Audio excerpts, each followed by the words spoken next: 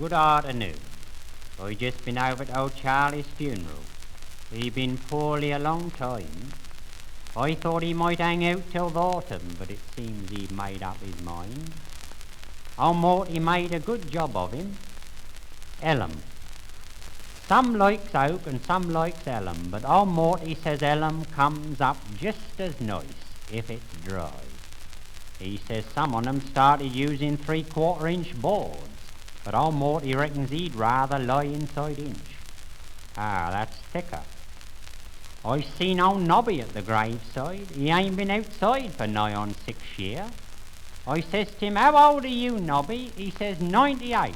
I says, "Soon be your turn, won't it?" And he laughed. "I shan't die," he says, "I knows it." Shouted it at me like that. "I shan't die," he says. I wouldn't be surprised if he don't, too. Well, there was a subject over in Aldbury, lived to be 112. He never died. I went into him one morning, he wasn't there. I never seed the going of him. That was old George Eliot. What was? But he was a wonderful good workman, were Charlie. Turn his hand to anything. Wonderful man with horses. Mr. Buckmaster didn't like to let nobody else handle his boxy if he could help it. He used to give him dandelion leaves. It used to make his coat come up lovely, like he'd been knocked all over with a little hammer. He used to spend his Sundays in the stables along with the horses. He done most of his courting in old Buckmaster's stable. "If you wants to see me," he used to say to these girls, "you'll have to come up the stables."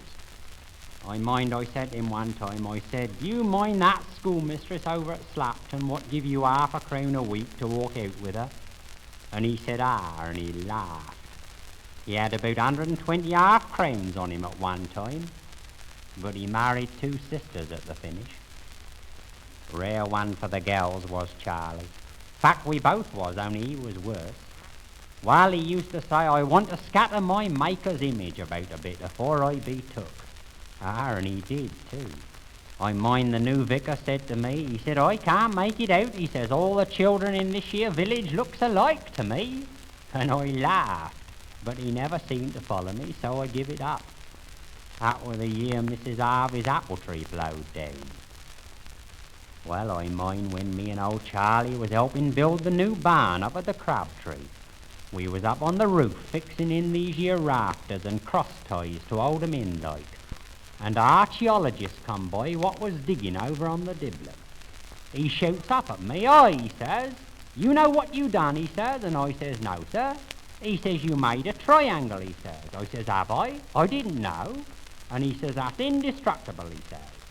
"If anybody tries to catch you out," he says, "don't matter who it is," he says, "you just say any 2 sides of a triangle is together greater than the 3rd.